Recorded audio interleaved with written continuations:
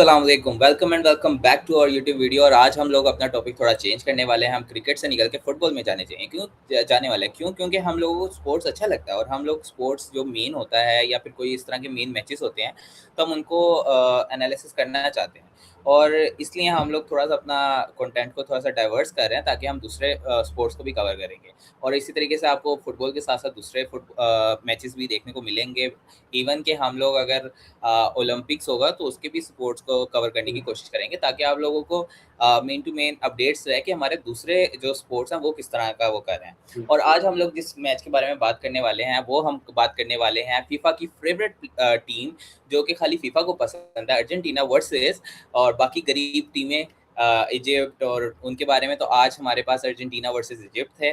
तो और आज आप लोगों ने जिस तरह से, अगर किसी ने ये आज मैच देखा होगा तो आप लोगों ने देखा होगा कितनी अनफेयर रेफरी की तरफ से डिसीजंस रहे हैं और अर्जेंटीना को कितना कितना सपोर्ट किया गया है कि वो इस मैच को जीतें। और अगर वो इस मैच को अगर किसी भी टेक्निकल रीजन से ना भी जीत सकते तो उनको एक्स्ट्रा टाइम देके जितवा दिया जाता, और वो हमें साफ पता लग रहा था।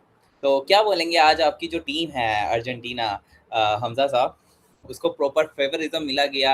आज आपके जो गोट हैं, आपके जो फेवरेट प्लेयर हैं, उनकी तरफ से भी कोई खास परफॉर्मेंस नहीं देखने को मिली, फ्री किकें आया कि ये वो, और आखिर में आके जैसे गोल आप लगा तो है। रोनाल्डो को क्रिटिसाइज करते रहते हैं उसी तरीके से आज वो प्ले कर रहे थे, उनको आप जस्टिफाई कर रहे थे। क्या बोलेंगे आज आप, आपकी जो आज रोनाल्डो, सॉरी, मेसी ने आप लोगों को जो धचके दिए हैं?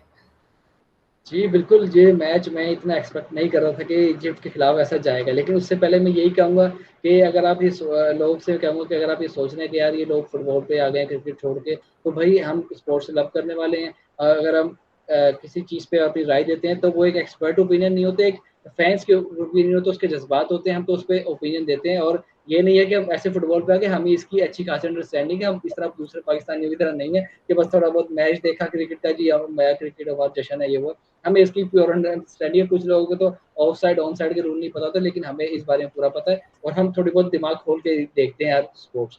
और अगर बात की जाए आज के मैच की, तो भाई अर्जेंटीना ने कानों को हाथ लगवा दिए थे। अर्जेंटीना पता नहीं इजिप्ट के खिलाफ इसने किया क्या कि पहला गोल जो पड़ा 15वें मिनट में इब्राहिम ने जो मारा, भाई साहब वो कमाल का गोल था। टीम कोऑर्डिनेशन के साथ गोल लगा था। वो इस तरह नहीं था कि यार बस मारा लेगा, जिससे शूट लग गया वो पहुंच गया, वो इस तरह था ही नहीं। वो अर्जेंटीना अर्जेंटीना के खिलाफ वो सोच कर आए थे कि हम इनको एक तरीके से बीट कर सकते हैं। वो तरीका ये है कि टीम कोऑर्डिनेशन के साथ, पासिंग के साथ, बॉल का पोजीशन रखकर और अर्जेंटीना पे सिर्फ और सिर्फ हमने सेफ वे में अटैक करना।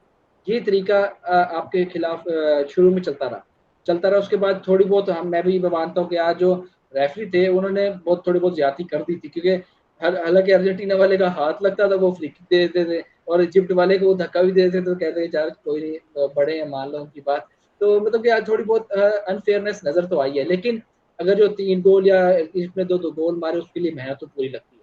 बाद में जो गोल लगा 67 मिनट पे, तो मुझे लग रहा था कि इस time done and dusted Argentina. लेकिन क्योंकि वो डिफेंडिंग चैंपियन है, क्योंकि उनके पास मेसी जैसा कमाल प्लेयर है, बाकी कहने वाले कहते रहेंगे कि वो उनके खिलाफ बातें करते रहेंगे, लेकिन जो रोमेरियो ने 79 मिनट पे जो हेडर मारा था वो अर्जेंटीना को पूरा मोमेंटम शिफ्ट कर गया। जैसे हमारे रिजू भाई कहते हैं, कभी मोमेंटम उनके पास होता है, कभी मोमेंटम इनके पास होता है। जब रोमेरियो को गोल लगा तो मोमेंटम चला गया अर्जेंटीना के पास। अर्जेंटीना के पास जब मोमेंटम गया तो फिर आगे अनकरा मैसी, मेरा मैसी, अनकरा मैसी ने जो फिर 83 मिनट में मारा वो इक्वलाइजर लग गया था। लेकिन जो एक्स्ट्रा टाइम में गोल लगा सही भाई, वो तो दिल पे लगा हुआ आपके, क्योंकि इजिप्ट उससे बाहर रही है। उसके बारे में जल्दी बताएं आप। पहले तो मैं आपको दो जगह पे करेक्ट करना चाहूंगा। हमजा भाई, आपने सबसे पहले बात की थोड़ी बहुत, ये थोड़ी बहुत नहीं होती। अगर आप इनका ओवरऑल स्टैट्स देखेंगे तो कोई भी येलो कार्ड, कुछ भी वार्निंग, कुछ भी नहीं दिया गया अर्जेंटीना को। हमने देखा अर्जेंटीना चुपेड़े मार रही थी भाई, वो सीधा सीधा कपड़े खींच रही थी, कुछ नहीं दिया गया। एक अगर उंगली से उसकी शर्ट घूम गई उसके इजिप्ट के प्लेयर से, तो उनका पूरा गोल ही फाउल के अंदर कैंसिल कर दिया गया। इतने लेवल की आपकी करप्शन चल रही है और आप उसको कह रहे हैं थोड़ी बहुत अनफेयरनेस रही गई है। तो क्लैप्स करता हूँ मैं आपके लिए, आपकी जजमेंट के लिए कि कितने लेवल के ऊपर आप जाएंगे कि आप अपनी टीम को डिफेंड करने के लिए। मैं अपनी टीम को इधर बिल्कुल डिफेंड नहीं करने वाला। मैं आपसे ही सवाल करूंगा कि आप क्या कहेंगे कि आज अर्जेंटीना ने फेयर गेम खेली है या फिर इजिप्ट ने फेयर गेम खेली है? आप आज ये इसका जवाब दें, किसने फेयर गेम खेली है? जी, बिल्कुल, ये मैं आपकी बात से बिल्कुल सहमत हूँ कि यार रेड कार्ड में अच्छी खासी बेईमानी भी हुई है, अच्छी खासी करप्शन हुई है, क्योंकि इस तरह का हमने जो मैच देखा था वो 22 के वर्ल्ड कप में नीदरलैंड के खिलाफ देखा था, जिसमें हमें थोड़ी बहुत लड़ाइयाँ भी देखने को मिलती, वो यही इस बात पर उनकी ज़्यादा चल रही थी कि यार ये करते हैं तो ये इनका कुत्ता हमारा कुत्ता, इनका कुत्ता टॉमी, ये वाला हिसाब थोड़ा बहुत मैच में चल रहा था। लेकिन मैं यही आखिर में यही क्लैरिफाई करूंगा कि जो गोल मारने पड़ते हैं वो थोड़ी बहुत उसमें हिम्मत भी होनी चाहिए, क्योंकि अगर अब कोई टीम 13 मिनट में 3 गोल मार रही है तो उसमें थोड़ा बहुत उनके फैक्टर भी, अच्छा टीम होने का फैक्टर भी आता है।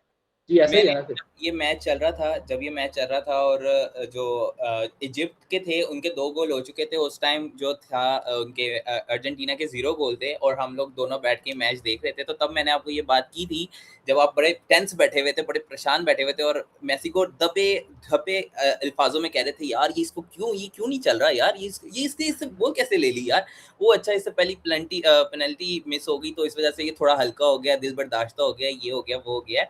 लेकिन उस टाइम मैंने आपको बोला था कि जो इजिप्ट है वो कॉन्फिडेंस में चला जाएगा, और वो कॉन्फिडेंस में जाके ना अपने गोल छोड़ देगा।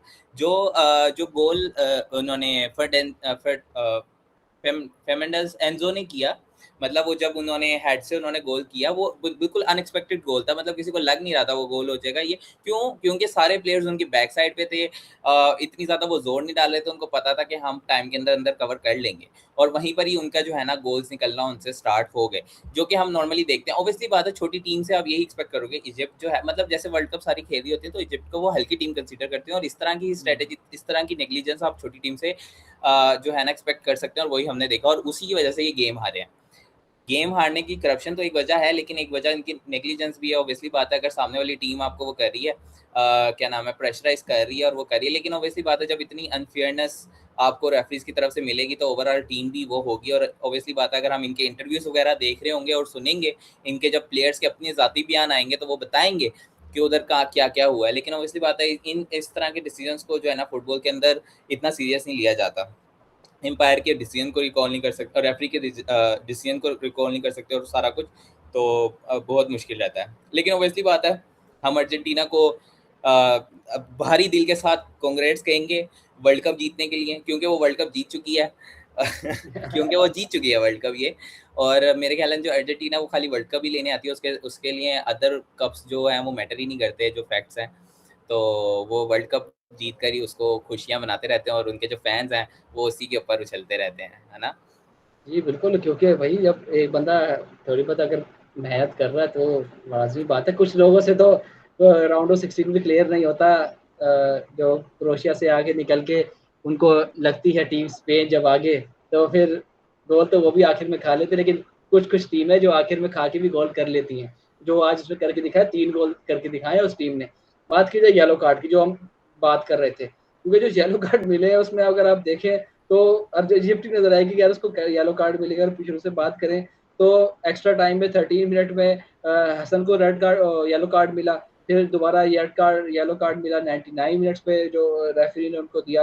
अगर दूसरा रेड कार्ड की बात की है तो वो 99 मिनट्स पे एक्स्ट्रा टाइम पे जब गेम गया तो आतिया को इजिप्ट के वो येलो कार्ड मिल गया। और उसके बाद जो इजिप्ट की मैनेजमेंट बैठी हुई थी वो थोड़ा बहुत अगर प्रोटेस्ट करने की कोशिश कर रही थी तो रेफरी कह रहा था कि यार आप चुप करके बैठो, रेफरी में हूँ, yellow card, yellow red card, और जाओ निकलो इधर से। मतलब कि समझ नहीं आता कि थोड़ी सी एक थोड़ी सी नहीं होता, थोड़ा ज्यादा फेवर अर्जेंटीना को दिखा रही थी मैनेजमेंट साइड। मैं ये नहीं कहता कि यार ये पूरा फिक्स था इस तरह था, लेकिन जो रेफरी वाली साइड थी वो मेरे ख्याल में आपको थोड़ा लोग, बहुत ड्रॉप कर देना चाहिए, थोड़ा-थोड़ा चले करके ठीक है, अपनी टीम को आपकी आपकी जस्टिफाई कहने पे कर अगर रहे हम हैं। वो थोड़ा वाला ड्रॉप थोड़ा चीज़ वर्ड करते भी, हैं क्योंकि वो जस्टिफाइएबल नहीं हो रहा। वो आप जब भी थोड़ा वर्ड यूज़ करते हैं तो मैं मैं मैं आपको आपके मेरा मैं इस आपके दुख को तरफ समझ देखता सकता हूँ हूँ कि ज़हीर भाई, मैं दुख को नहीं, समझ सकता हूँ, किस लेकिन फिर भी मुँह के साथ ये थोड़ा वर्ड यूज़ कर रहे हैं? जी, मैं आपकी दुःख को समझ सकता हूँ, लेकिन मैं मानता हूँ कि यार ये थोड़ा बहुत थोड़ा नहीं, मतलब आपके कहने पे मैं थोड़ा वो निकालता हूँ लफ्ज़ को, लेकिन मैं कहता हूँ यार ये हुई थी, बेईमानी हुई है, करप्शन हुई है मैच में। लेकिन फिर भी अर्जेंटीना जीती है। लेकिन अगर देखें तो 95 मिनट पे हमदी को भी तो येलो कार्ड मिला हुआ है, फिर मुस्तफ़ा को भी येलो कार्ड मिला हुआ है। मतलब कि आपको एक पूरी लिस्ट है जो रेफरी ने जो देखा, अच्छा इजिप्ट का येलो, अच्छा अर्जेंटीना का यार मिल नहीं रहा, जेब में हाथ नहीं जा रहा, तो ये वाला हिसाब हुआ है। लेकिन अर्जेंटीना जीत गई है क्वार्टर फाइनल में। फिर जो जीतेगा उस सबको पता है, सेमीफाइनल, फिर उसके बाद फाइनल। मुझे लग रहा है कि फाइनल तो पक्का है। लेकिन अगर जिस तरह की आज मैंने देखी है अर्जेंटीना की परफॉर्मेंस, मुझे लग रहा है कि अगर फ्रांस इनके सामने आ गया तो फिर फ्रांस दोबारा लेके जा सकता है।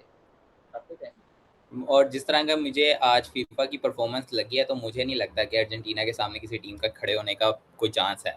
और अगर है भी तो अर्जेंटीना के पास एक्स्ट्रा टाइम इतना है, उनके प्लेयर्स के पास पावर इतनी है कि वो किसी भी टीम को अच्छी तरह से कैटर कर सकते हैं। अनटिल अनलेस हम लोग फंडिंग के ऊपर पाबंदी नहीं लगा देते और ये चीज़ों पे नहीं लगा देते, तो हम इस तरह की अनफेयरनेस देखते रहेंगे। ये बिल्कुल कोई ऐसे मसले की बात नहीं है। आप देखिए अगला मैच देखते हैं, क्या पता अच्छी अंपायर एम्पायर रेफरी चेंज हो तो हमें कुछ डिफरेंट रिजल्ट नजर आए, लेकिन बस ठीक है, गेम हो गई, अब जीत गया अर्जेंटीना, आप एक्सेप्ट कर लें इसको, क्या रहता है। बाकी अगर आप आखिर में वीडियो में ना कुछ कहें तो। हमने तो इसको जीतने का क्या एक्सेप्ट किया, हमने तो यही एक्सेप्ट कर लिया कि 2026 का जो वर्ल्ड कप है वो अर्जेंटीना जीत चुका है। हम लोग ये बस बस। एक्सेप्ट करके चल रहे हैं। और जितने फैंस हैं फुटबॉल के, वो यही सी चीज़ को रख के एक्सेप्ट करके चल रहे हैं कि अर्जेंटीना जो है वो 2026 का वर्ल्ड कप जीत चुका है, एक्सेप्ट अर्जेंटीना के फैन के। मुझे लगता है मैं कि आज का हमारा ये जो मैच था ये इस तरह से ही रहा, और अर्जेंटीना फेवरिज्म के साथ जीत गई। और हम लोग जो अच्छे गोल थे उनके गोल थे, मेसी ने भी बहुत अच्छा गोल मारा और बाकी उन्होंने भी प्लेयर्स ने गोल मारे।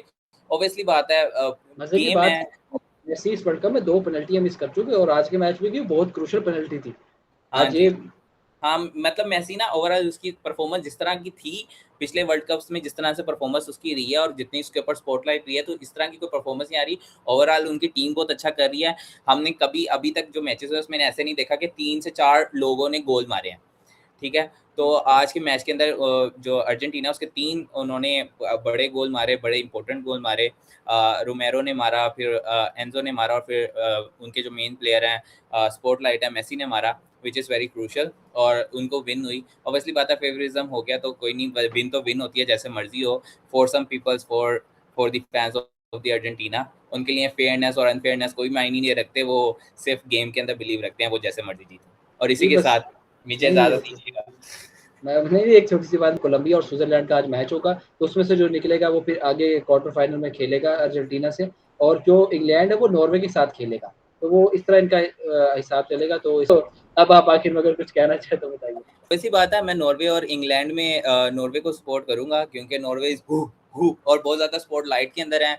और वैसे मैं ओवरऑल फ्रांस के भी साथ हो गए हैं, हम फ्रांस को सपोर्ट कर रहे हैं। आई डोंट नो आपका क्या है, आप तो एक अर्जेंटीना, और वैसे आप किसको सपोर्ट कर रहे हैं? जी, बिल्कुल, क्योंकि अगर मैं देख रहा हूँ कि अगर आगे अर्जेंटीना नहीं जाती, तो जितनी मेहनत करके नॉर्वे आगे आया है, तो मुझे 2 टीमें होंगी, स्पेन और नॉर्वे, तो इन दोनों में से अगर कोई आगे जाके बचा, तो मुझे लगता है कि वो मेरी फ़ेवरेट टीम होगी। और इंग्लैंड और नॉर्वे जहाँ तक मैच की बात है, तो मुझे लगता है कि ये 50-50 मैच है, क्योंकि इंग्लैंड भी उतनी फ़ॉर्म में जितनी नॉर्वे फ़ॉर्म में, लेकिन नॉर्वे को ये एडवांटेज है कि वो ब्राज़ील को हरा दिया। खैर, होपफुली जो अच्छी गेम खेलेगा वो जीतेगा। ये हम बात क्रिकेट में करते थे, लेकिन फुटबॉल के अंदर इस तरह का कोई सीन नहीं होता। जिसको जितनी फेवर मिलेगी वो उतना ही अच्छा जीतेगा। तो देखते हैं हम अब आगे क्या होता है। और इसी के साथ, अगर मेरी कोई भी बात किसी को बुरी लगती है या मैंने कोई भी बात, हमजा भाई आपको कोई हर्ष बात कर दी हो, तो उसके लिए बहुत ज़्यादा माजरत। और इसी की तरह साथ मेरी तरफ से अल्लाह हाफिज़। अल्लाह हाफ़िज़।